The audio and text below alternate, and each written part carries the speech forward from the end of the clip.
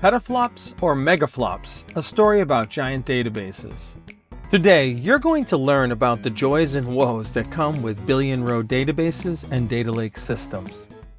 Hi, my name is Will Ritchotte. I have spent 33 years as a database consultant specializing in all aspects of database technology. Regardless of the contracts I've been involved in, all required my skills to increase speed while reducing CPU usage to a minimum. While working at the Massachusetts State Auditor's Office, I encountered a critical issue where data scientists struggled with massive healthcare databases. Their queries to billion-row tables took over 6 hours to run if they completed at all, but most times they failed when DBAs shut them down or they timed out. These brilliant scientists could solve complex analytical problems, but didn't understand the database architecture. That's why they brought me in, with my 23 years of database experience up to that point.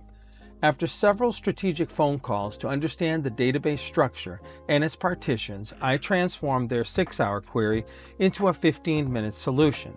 I created an automated workflow package that staged their data daily, giving them instant access to everything they needed. The key insight? The scientists were trying to pull out specific rows with complex conditions, but billion-row tables don't handle that well. By understanding the partition structure, I could pull entire data segments at once, dramatically improving performance. Sometimes the best solution isn't writing smarter queries, it's understanding how the data is actually stored.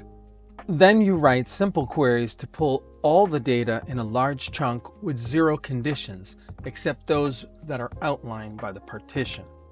Billion-row tables do not like conditions outside of the partition.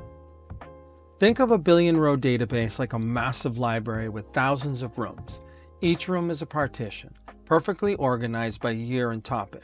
Now imagine asking a librarian to find all the medical books about heart surgery from 1995. A novice librarian might check every book in the library room by room, which could take days, but an experienced librarian knows to go directly to 1995 Medical Wing, where all those books are already grouped together. That is what happened when I optimized a healthcare database query from 6 hours to 15 minutes. The data was already organized in a perfect partitions. We just needed to speak the database's language. Database performance isn't about forcing the engine to work harder. It's about understanding the map of where everything is stored. After all, you wouldn't expect a plumber to find a leak by checking every inch of pipe when the blueprints are available. A database is like a high-performance car. It's not about pushing harder on the gas pedal when you're stuck in traffic. It's about knowing the shortcuts, understanding the roads, and letting the engine do what it was designed to do. With billions of rows of data, the fastest path is seldom brute force. It's wisdom. I hope you enjoyed our talk about partitions and the different bits of knowledge. Until I can figure out how to put myself against a green screen and then overlay it against this background, I am going to be doing videos just like this. What I hope is you understand that when I look at a database, I have 33 years of experience. I don't just see tables and queries, I see architecture, pathways, and possibilities. Understanding partition structure isn't just knowledge, the difference between a database that crawls and one that flies. Because in business, time isn't just money, it's opportunity.